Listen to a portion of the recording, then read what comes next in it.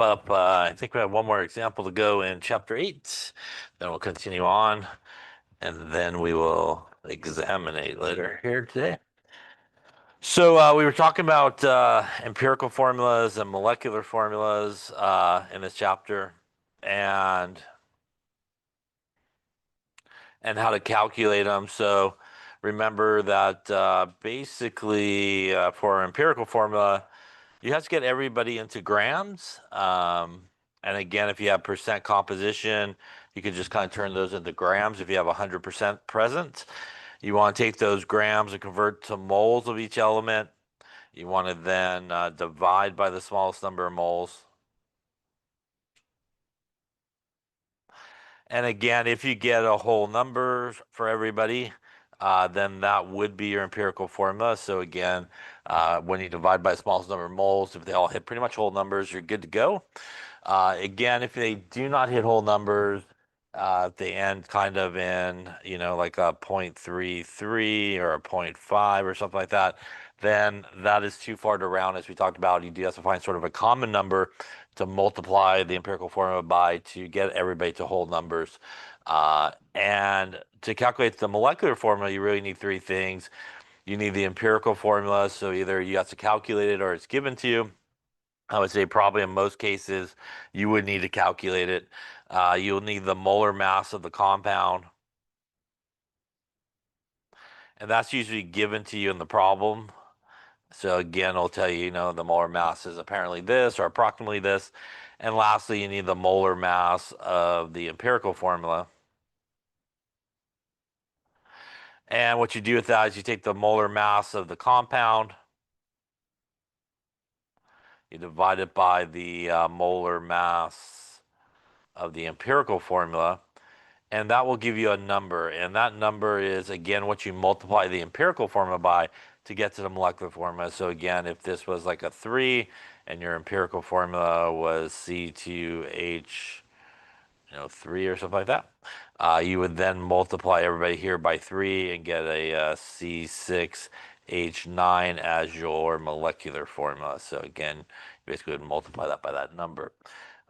Any questions on that there?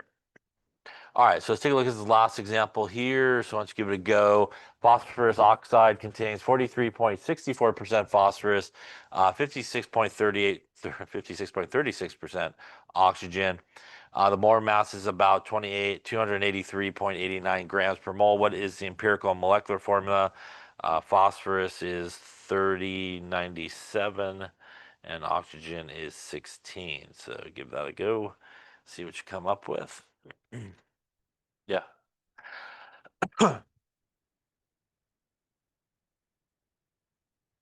All right, let's take a look. So again, in this case, we're looking for empirical and molecular formula. We do need to calculate it. We have percentages given to us of each element. They do add up to about 100%, so we're not missing anything. So again, in this case, we could just turn those percentages into grams. So 43.64 grams of phosphorus by assuming 100 grams. We then have 56.36 grams of oxygen. Now, the next thing we need to do is take those grams of each of the elements and convert them into moles using the molar mass. So 3097 grams per mole of phosphorus and 16 grams per mole here of oxygen. That's going to get us 4364 divided by 3097. This is about 1.409 moles of phosphorus and 5636 divided by 16, 3.5225 moles of oxygen. In this case, we're going to divide by the smallest, which does look like it is the phosphorus in this case. So we'll divide them both by 1.409 moles. That's going to give us 1 for the phosphorus. And if I divide the oxygen by that, looks like we get a 2.5. So that'll give us an empirical formula PO 2.5, as we talked about.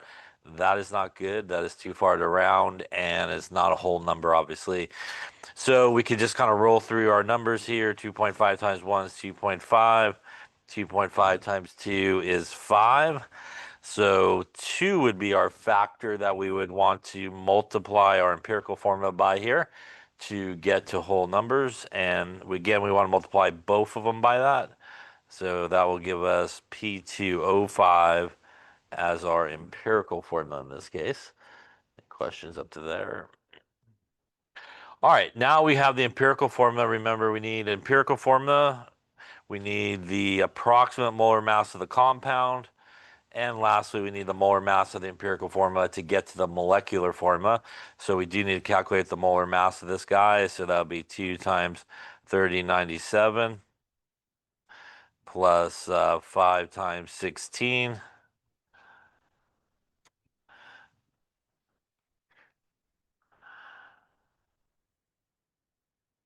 And that's going to give us a molar mass of our empirical formula about 141.9.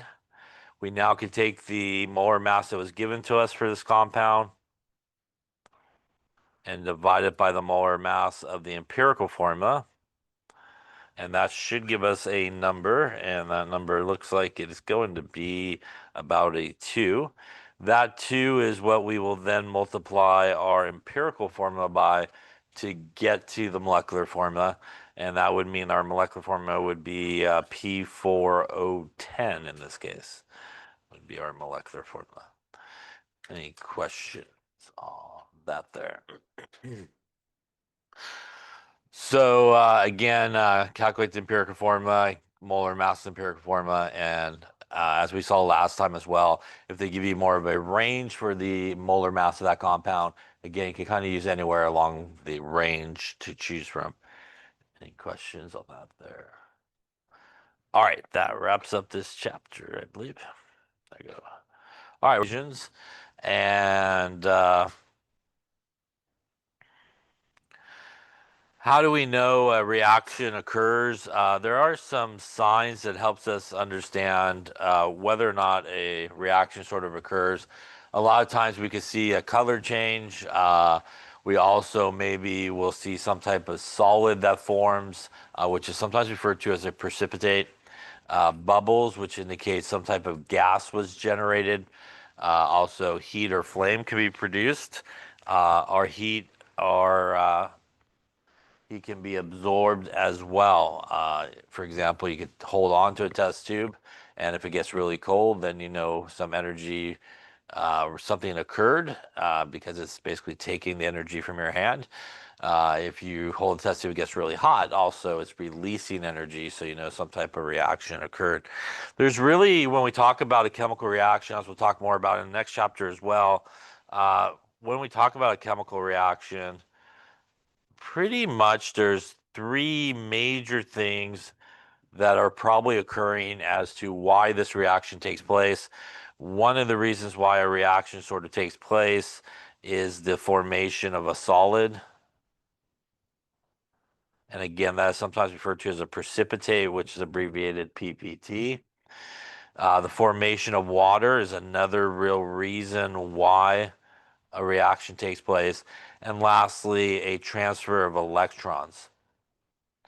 Pretty much all reactions that you come across will basically result in one of those things happening. Either you'll make a solid, you'll make water, or there'll be electrons being transferred. And pretty much, like I said, all reactions boil down to one of those 3 things sort of happening. So those are really the 3 major reasons really why a reaction will actually take place.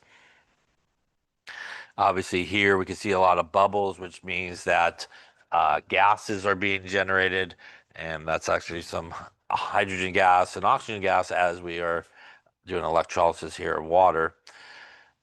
Again, as I mentioned, these are some visual clues of something happening. For example, when we do something known as a titration, we oftentimes will use an indicator to indicate the reaction is over. So we'll actually see a color change to indicate that something new has formed. Here's a precipitation reaction like you'll be doing in similar one coming up in a couple weeks or so, I think, or maybe next week, and make a yellow solid that's formed. Obviously, again, some more bubbles, hydrogen gas. Methane is a combustion reaction, so it forms CO2 and water, and obviously some more bubbles happening there. So let's talk a little bit about equations. Chemical equations are the way that we do represent chemical reactions occurring. Chemical reactions are obviously chemical changes. So what you start with and what you end with are fundamentally different things. So if something has changed, you can't get back the original things. So when we write an equation, we use the formulas for our reactants and our products. And as we'll see in a second here, basically our reactants are on the left-hand side of the arrow and our products are on the right-hand side of the arrow. And we use them to represent what is going on in this chemical reaction. So if we take a look at hydrogen gas and oxygen gas to make water here, H2 plus O2 makes H2O. Remember again, if you have something like hydrogen or oxygen or any of those diatomic elements, they will come as twos, how they naturally come by themselves.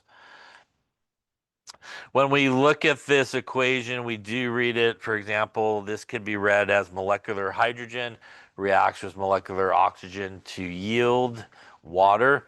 The arrow is sometimes referred to as yielding. And again, it yields our products in the case of a reaction. We also could just say this is hydrogen gas plus oxygen gas makes H2O or makes water in this case.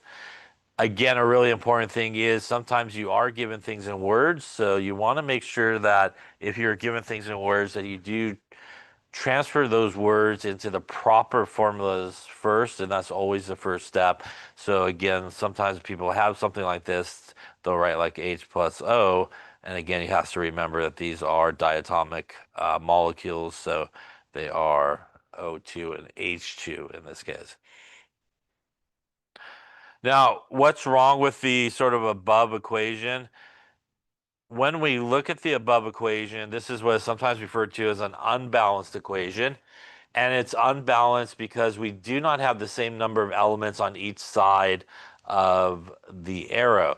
So if we kind of look on the left-hand side, which is the reactant side, and we look at the product side, which is the right-hand side of the arrow. When we look at hydrogen, on the left-hand side, we have 2. And on the right-hand side, we have 2. When we look at oxygen on the left-hand side, we have 2. A reminder again, the number goes to the guy to the left. Oxygen, we have 2. And on the right-hand side, if there's nothing written, again, it's assumed to be 1. So in this case, this is not a balanced equation. This is an unbalanced equation. The law of conservation of mass tells us that we really don't create nor destroy any mass in a chemical reaction. So in a chemical reaction, the only thing that's happening is we're breaking bonds and we're making new bonds. So what that means is all the elements you started with, they're just going to break their bonds. They're going to reassemble on the other side into new compounds. And that means we should not lose any sort of elements along the way. So if you started with 4 carbons, you should end with 4 carbons. Those carbons may be in different things on the right-hand side of the arrow, but you should still have a total of 4. And because there are 4 carbons on the left-hand side of the arrow and each one weighs 12 grams about, there are 4 carbons on the right-hand side of the arrow that weighs 12 grams. That is the conservation of mass. So we'll have the same mass of carbon basically on both sides of the arrow. So how do we fix this? We do fix this by balancing the equation. And one of the important things about balancing the equation is the only thing that you can change are the coefficients that come in front. So those are the numbers in front of the formulas. And when you balance equation, that is the only thing that you can change. You cannot change any of the subscripts. So you cannot change those subscripts. And the reason for that obviously is if I take that 2 out of that H2O, that is no longer water, right? So I change what it is. So we can't really touch the formula itself. We can only put numbers in front to fix it. And again, we would need perhaps a 2 here in front of the water. And because we put a 2 there, we'd also need a 2 there in front of the hydrogen. And if we do that and kind of do like a little table here on the right-hand side, our reactant side, or the product side, the product side on the right-hand side and the reactant side on the left, we now will have for hydrogen 2 times 2 is 4. And on the right-hand side there, 2 times 2 is 4. we have two oxygens, and this two does go to everybody behind it, and that would give us two oxygens in this case, and this would be the balanced equation. We have the exact same number of elements on each side. So definitely can only change coefficients when you're balanced equation, never the subscripts. You never should put big numbers between sort of elements in the formula, only in front.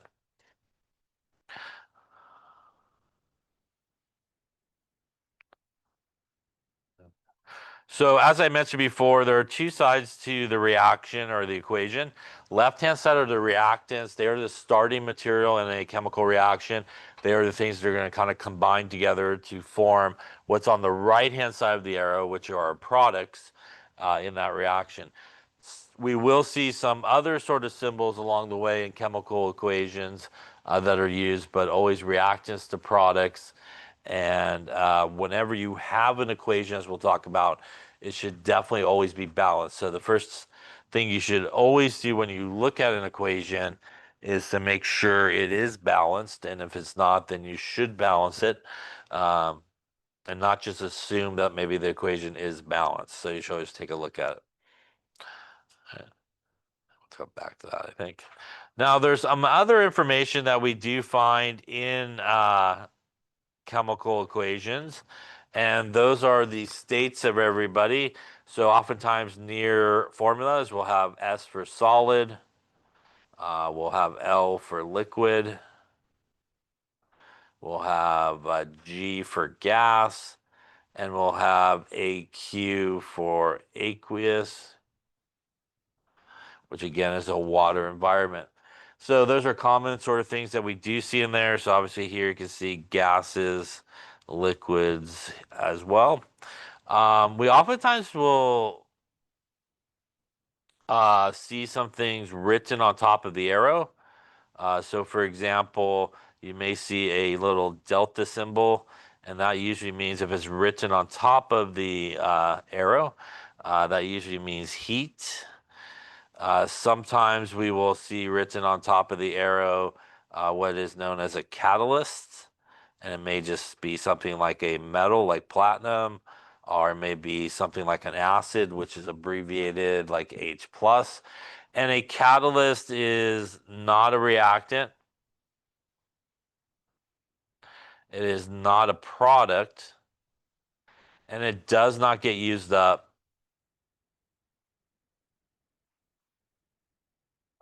in the reaction.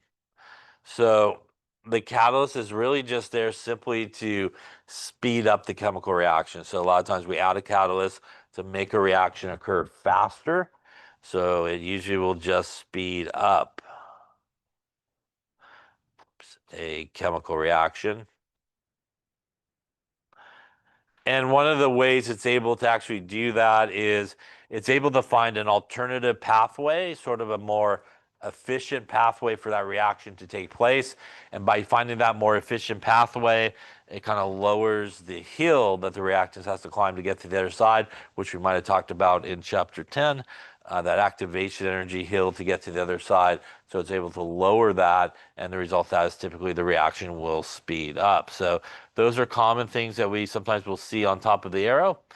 In addition, although we oftentimes will use chemical equations to represent chemical changes or chemical reactions that occur, we also can use chemical equations to describe physical changes. And for example, here, this is liquid water going to solid water, which is ice. This is basically the freezing of water, which is a physical change, but we can use it to an equation to represent that. Also here, that's liquid water going to gas. That is the process of evaporation, and that also is a physical change, bless you. And we can use an equation to represent that as well. So although mainly we use equations for chemical reactions and changes, they are also used for physical sort of processes as well. In addition, speaking of a physical process, we can also use an equation to represent a process such as dissolving a solid in something like water. So on the left there, we have sodium chloride, which is a solid. over the arrow means that we are dissolving it in water and it makes a sodium chloride solution. So a reminder, as we might have talked about, there is a difference between aqueous and liquid. If it's something that has the liquid sort of state, again, it's a pure substance like water by itself, which is why it gets the liquid sort of state. Now, aqueous is a solution, which is really a mixture. And if you take something, again, like we see here in this example, sodium chloride, which is a solid, and water, which is a liquid, and mix those together, it will make a solution of sodium chloride.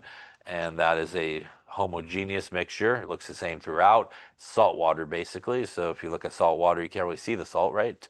But it is in there. And again, that's again a physical sort of process that's occurring here.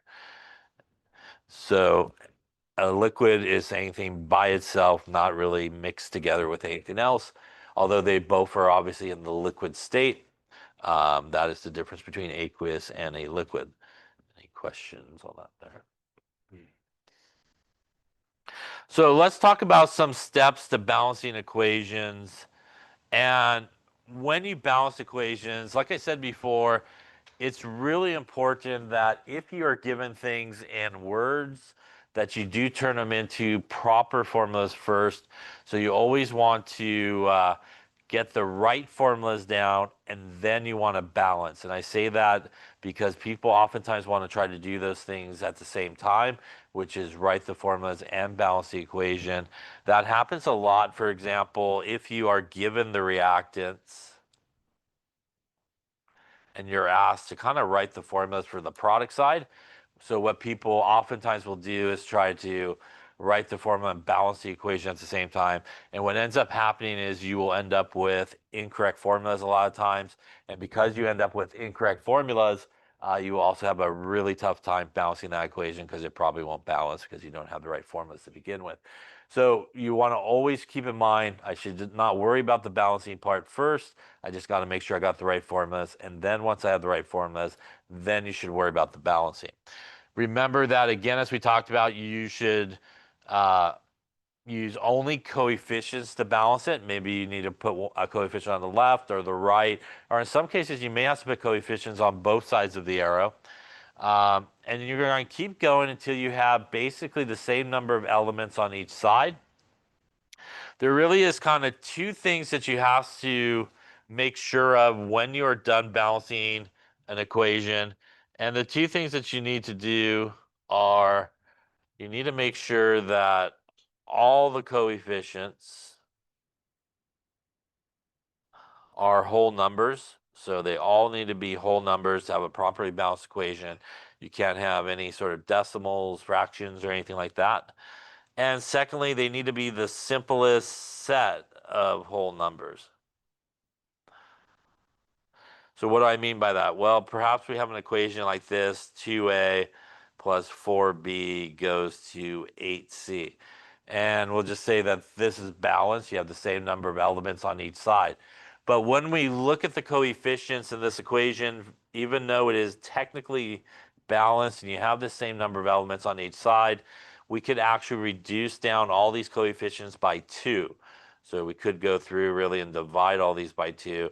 And that would give me a plus 2b goes to 4c. And this would be our properly balanced equation. And this sometimes happens because sometimes people can see bigger numbers to balance it, and it will definitely be balanced. You'll have the same number of elements on each side. But if you look at your coefficients and you can divide everybody by a common number and still have all whole numbers, you need to reduce it down to that simplest set of whole numbers. Any questions on that there? Here's another approach. Again, look for elements that appear once on each side of the equation with equal numbers and start with those. That's actually probably a pretty good approach. You probably want to take maybe this sort of approach, and usually you kind of start with what seems easiest to balance. And a lot of times the elements that are easiest to balance are the ones that are kind of in one thing on each side of the equation. If you have an element that's in multiple things on one side of the equation and maybe one spot on the other side of the equation, you probably want to save those kind of for the end and pick those up at the end. All right, so let's take a look at one here. Obviously, once we balance those guys on single sides, we want to go to the more complicated guys and then make sure that everybody is balanced. So let's take a look here and see. All right, so let's say we have this equation here, and if I were to want to balance this equation, this would sort of be the approach I would recommend.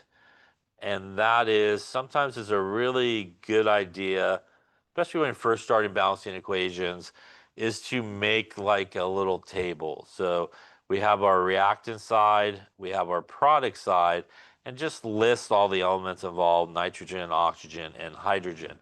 And just to start with, we have obviously one nitrogen on the left, we have two nitrogens on the right, we have one oxygen on the left, we have one oxygen on the right, two hydrogens on the left, and two hydrogens there on the right.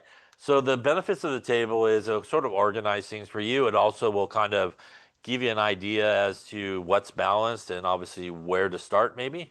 So clearly by looking at our table, we're in good shape on hydrogen and oxygen as we have the same number on each side. The one that is not so good is the nitrogen. So here, that's where we would start.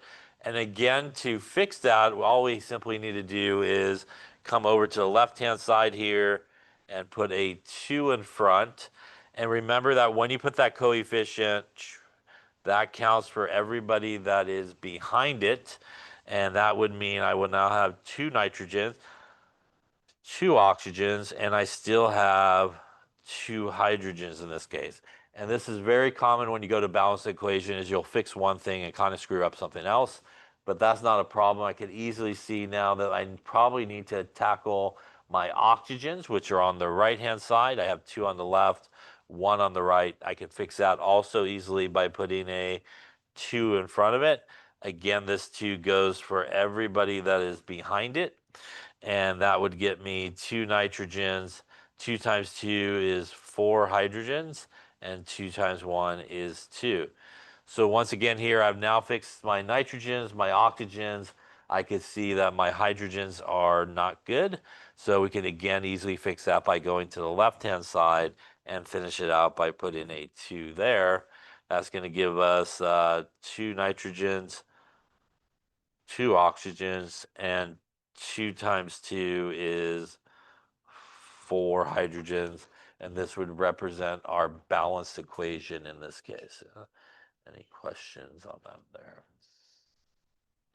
And I would say that's probably how most people balance, kind of like a trial and error, kind of put a number on one side and then put a number on the other side and kind of go back and forth a little bit.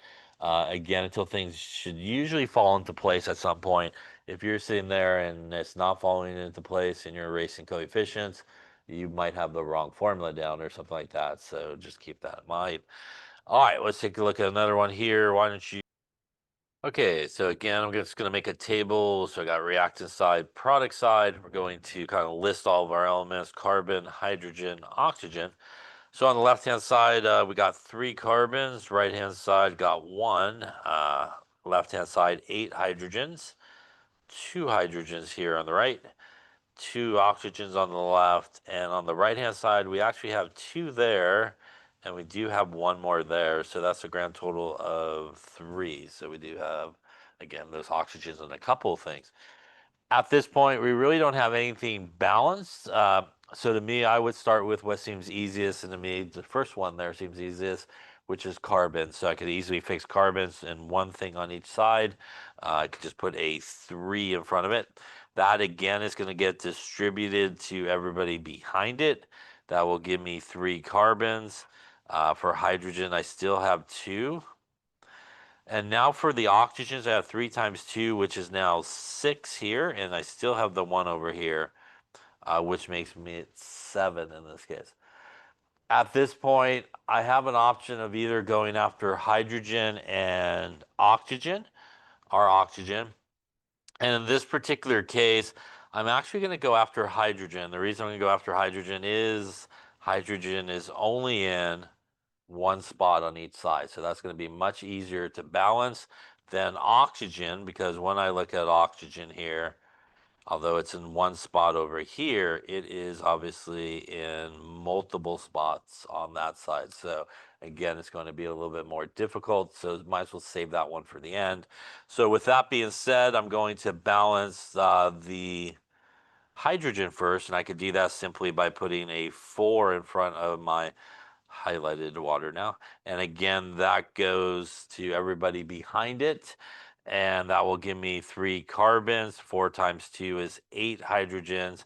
And now 4 times 1 will give me 4 oxygens there, plus my 6 that were over here.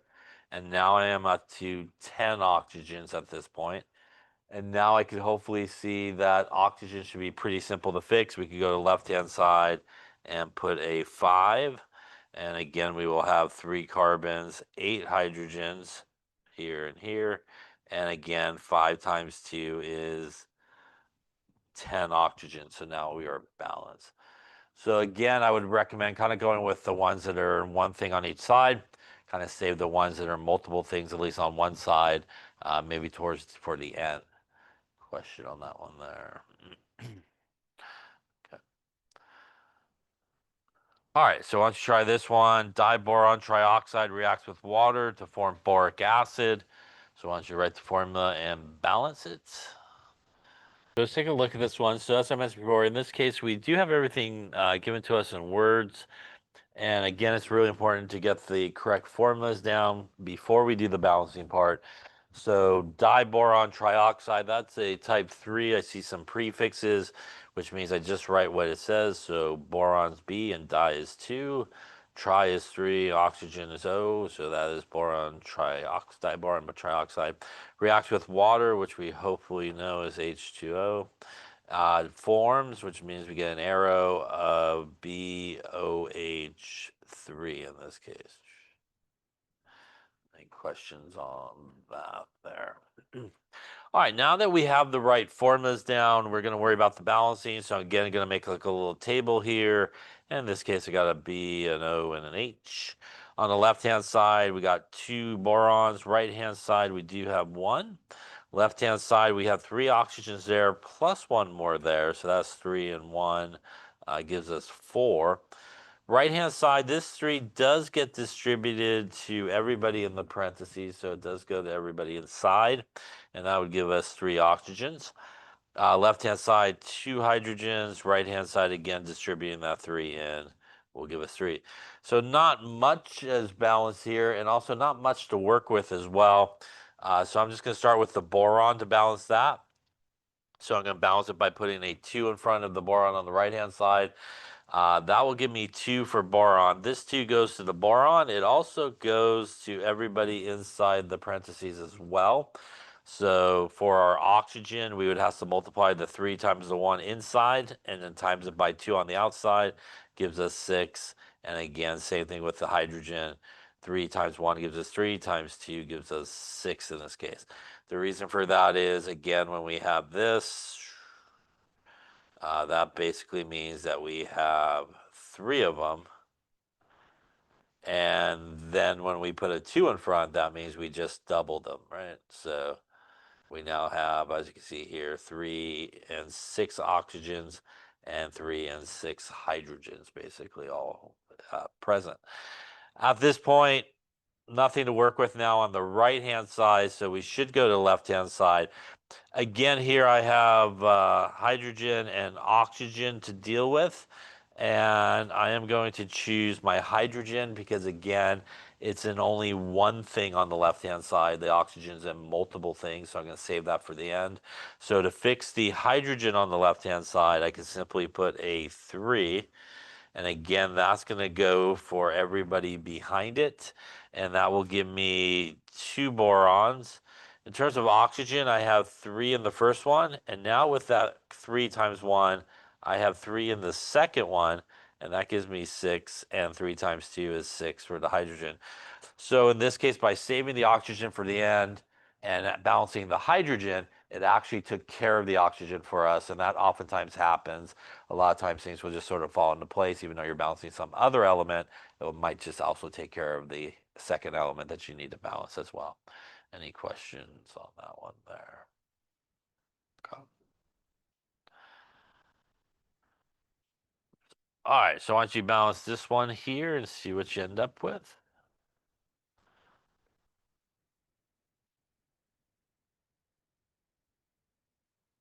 Okay, let's take a look and see. So again, we'll make a little table here. We got nitrogen, hydrogen, and oxygen. And on the left-hand side, we have one nitrogen, one on the right, so that's good. Three hydrogens on the left, two on the right, two oxygens on the left, and we do have one oxygen here and one here, which gives us a grand total of two in this case. So everything looks fairly. I wrote three there, but that should be a two. Shh, there we go. So no, it is three. Three there, and a two, two, two. There it is. All right, so it looks like everything is balanced except for hydrogen. And in this case, we will need to put numbers on both sides of the arrow. So common number between 3 and 2 is 6. So to get my hydrogen on the right to 6, I will need a 3 in front of the hydrogen. And to get it to 6 on the left, I will need a 2. So in this case, you do have to actually put a coefficient on both sides to begin with. Again, those coefficients are going to go to everybody behind it. So that will give us here two nitrogens. 3 times 2 is 6 hydrogens and 2 oxygens. Right hand side, 1 nitrogen still. 3 times 2 is 6. And oxygens, I have 1 here and 3 here at this point, and that's going to give us 4. So we successfully fixed the hydrogen, but pretty much screwed up everybody else. Once again here, I got nitrogen or oxygen to go after next, and I could see that nitrogen is in one thing on each side, which makes it probably an easier place to start with. So I'm going to fix the nitrogen next. And to do that, I will need a 2 in front of the nitrogen on the right-hand side. And again, that 2 is going to go to everybody behind it. That will give me 2 nitrogens and now 6 hydrogens. In terms of the oxygen, I will now have 2 on the first one and still 3 on the second. So that's going to give us 5 at this point. So at this point, what we would need to do is basically balance the equation. We need to basically turn our oxygen on the left into a 5, even though it's a 2 currently. We definitely probably don't want to go back and start changing the other numbers. Otherwise, it's just going to be a bad loop of stuff. So we need somehow to change our 2 into a 5, and we could do that this way. We could use something like 5 divided by 2, like a fraction. And if I use something like 5 over 2, I will have 2 nitrogens, 6 hydrogens, and when I take 5 divided by 2 times 2, which is the number here, these guys cancel, and that does leave me 5 oxygens. So this equation is balanced, but it is not properly balanced because you can use a fraction like I just did to balance the equation. And sometimes you do need to use a fraction to balance an equation, but you cannot leave it as a fraction. So again, remember all the coefficients need to be whole numbers. So what we need to do is get rid of the fraction. And to get rid of the fraction, we will multiply everything in the equation by the denominator, which is 2 in this case. So we'll multiply everybody by 2. That will give us 4 NH3s plus 5 O2s go to 4 NO and 6 H2O. And if I did not screw anything up, this equation should still be balanced. Let's just take a look. We got 4 nitrogens on the left, 12 hydrogens on the left, and 10 oxygens on the left. On the right-hand side, 4 nitrogens, 12 hydrogens. We have 4 oxygens in this guy and 6 in this guy, which gives us 10 here. So we are balanced. So this one brings up a good example of you can absolutely use a fraction to balance it, but you cannot leave it as a fraction. So you do need to go back and clear it by multiplying by the denominator. How do you choose the correct fraction? It's a pretty simple recipe. The top number is the number you need. Remember, we needed basically 5, so we put a 5 up on top. And the bottom number is the number that matches the subscript. So 2 on the bottom to match the 2 that we see there on the subscript. And that will always give you the right fraction basically to choose. Number up on top you need, matching to the subscript on the bottom there. Any questions on that one there? And, all right, so let's take a look at this equation here. And this equation, we have some magnesium nitrate plus some aluminum hydroxide. Make some aluminum nitrate and magnesium hydroxide here. And let's say we wanted to balance this equation. Now, clearly in this equation, there's a lot of polyatomic ions in there. And oftentimes, if you have an equation where there are a lot of polyatomic ions, it is probably a lot easier to balance this equation by not breaking up the polyatomic ions and doing it element by element. You could definitely do it element by element like we've been doing with our table, but it does prevent or does happen that you will then have a lot of kind of multiplying in and multiplying out, so a lot of chance for error. So if I were to approach this, I would look at this and go, I got nitrate on the left, I got nitrate exactly kind of the same on the right. I have hydroxide in this case on both sides as well. So what I would do is actually just balance those as whole units. So for example, you can start with really either one here in this particular case. So I'm going to start with the nitrate. And over here I have 2 nitrates and I have 3 nitrates on the right. So again, the common number here is going to be 6. So to get my nitrate on the right, left to a 6, I will need a 3. And to get my nitrate to the right, I will need a 2. So that gives me now 6 nitrates on each side. What does that do for my magnesium? I now have 3 magnesiums on the left and only 1 on the right. So I do need a 3 there for my magnesium. And what that does for my magnesium is give me 3. It also gives me now 6 of the hydroxides. And if I come back to the left here, I put a 2 there. That fixes the aluminum, and it also fixes the hydroxide. So it's much easier and a lot of times a lot quicker to kind of keep the polyatomic ions together and balance them as like units. And when you do that, as soon as you balance one of the polyatomic ions with the coefficient, whatever that is attached to is where you should go next. And once you do that guy, whatever that's attached to, you should go next. And you eventually everything will sort of fall into place. So again, this is a much quicker way to sort of balance these equations that have polyatomic ions. If there are no real polyatomic ions in your equation, I would just do the table method is probably the best way. But this is probably the best way to handle polyatomic ions. Any questions on that there? All right, so try these 3 here and see what you come up with. So balance these equations. Okay, so since we're getting to the end, let's take a look at these. So once again, on this first one, I do definitely see at least 1 polyatomic ion on each side. That's the same. So that's how I'm going to balance this one. I'm going to kind of just start with the polyatomic ion here. And on the left-hand side, I have 3 sulfates and 1 on the right, which means I could put a 3 here in front of my sulfate on the right. That takes care of the sulfate. Where I should go next is actually what it's attached to, which is the calcium. So that will now give me 3 calciums on the right. To fix that, I could go to the left and fix my calcium by putting a 3. That gives me 3 calciums. Where I should go next is what that's attached to, and that gives me 6 chlorines. So coming back to the right, I'm going to put a 2, which will give me my 6 chlorines. That also will give me 2 irons, which is good because that's what I need.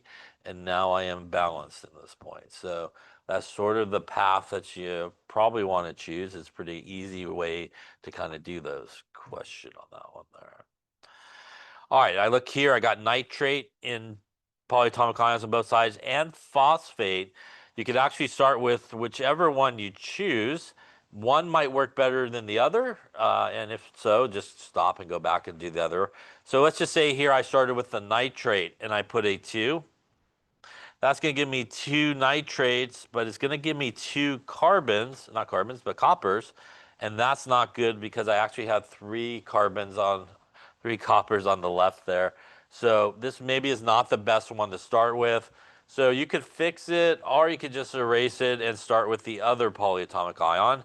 And that's what I'm going to do. So instead of starting with the nitrate, I'm going to start with the phosphate. And I'm going to put a 2 over here to give me 2 phosphates like I have on the right. That will then give me 2 times 3, which is 6 carbons. I keep saying carbons, copper. And that's where I'm going to go next. So I'm going to put a 6 over here for my coppers. And that will then give me 6 nitrates. So coming to the left-hand side, I would put a 3, gives me 6 nitrates and 3 bariums, which is exactly what I need. So again, everything will fall into place. So if you happen to start with one polyatomic ion and hit a dead end, you can just stop and just go back and start with the other one, and it probably will work out much better. Any questions on those two?